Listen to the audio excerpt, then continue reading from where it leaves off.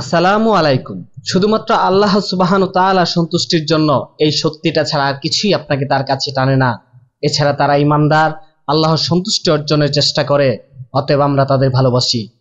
কখনো কখনো আমরা একজন ব্যক্তিকে ভালোবাসি কারণ আমরা জানি যে এই ব্যক্তি এইচআর প্রধান, তাই আমরা সম্ভবত তার মাধ্যমে চাকরি পেতে যাচ্ছি।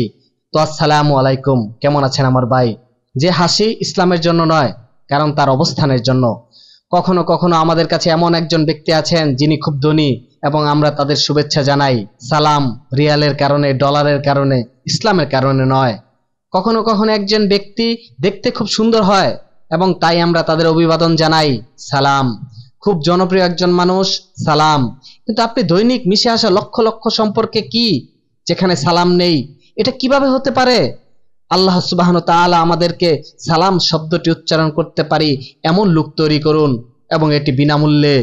আসসালামু আলাইকুম ওয়া রাহমাতুল্লাহ বলার জন্য আপনার গলায় ব্যাটারির প্রয়োজন নেই, এবং এটি আপনাকে আল্লাহর সন্তুষ্টি অর্জন করাবে আপনার মুখের হাসি বিনামূল্যে। এটি ভ্রুকুটি করার চেয়ে সস্তা, বিশ্বাস করুন, পেশিবহুল ব্যবহারের ক্ষেত্রে, এবং একই সাথে আপনি ঈমান ও ইসলামের মাধুর্যের স্বাদ নেওয়ার সুযোগ অর্জন করছেন।